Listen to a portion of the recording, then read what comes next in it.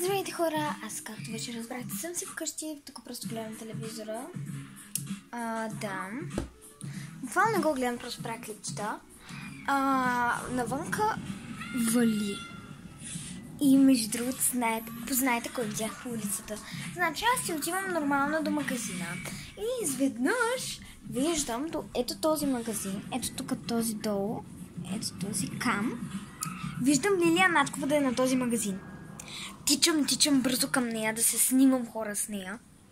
Но тя отида на друга посока. А баба ми каза да се прибирам и не можах буквално. Много исках да се снимам с нея, да ви покажа, да получите повече лайкове с нея. Щях да ви я покажа, обаче тя буквално беше и тук в този магазин. Обаче после си тръгна и отида някъде. И аз не можех да я намеря. Но видях само Лили, между другото. Иван не видях къде е. Сигурно са седнали някъде. Или са тръгнали да се прибират. Не знам. Общо зато да. Аз тук сега имам и едни маршмело. Утре ще бъда на гости у Ивена. Сега искам да ви покажа и моя и чисто нов фотоапарат. Чакайте, че го взема. Чакайте. Ето хора, взех го. Ето така изглежда фотоапарата. Много е сладък.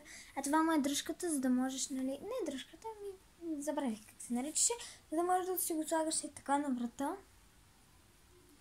И да снимаш. Сега ще ви кажа даже как ще се включи. Той ще се включи, когато му светят всичките. Гледате ли?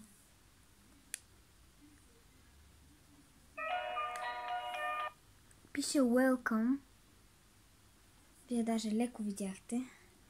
И сега тук даже има и игри. Има игри, ето тук са игрите, тук са за камерата, за да се снима. Да, тук има игри. И да. Това изключихме. Още му светят ушичките, защото когато не го пипам, спират да му светят ушичките. Самата снимка излиза от ето тук. Нали, от тук, от ето това бетонче, снимаш. А после от тук излезе снимките. Моля ви се хора, поне един да се сабскрайбне за моя канал, защото аз се старая на всички хора да им харесват видеята, но гледам видеята и никакви лайкове няма. Освен 2-3 лайка. Моля ви се, лайквайте. Много ви моля, старая се видеята ми да бъдат хубави. Надявам се да няма някакви хакери и разни други такива хора, за да ми бъгнат канала. Да, надявам се да няма такива хора. А от мене чао и ще направя влог как ще бъда на кино, защото в четвъртък ще бъда на кино и ще гледам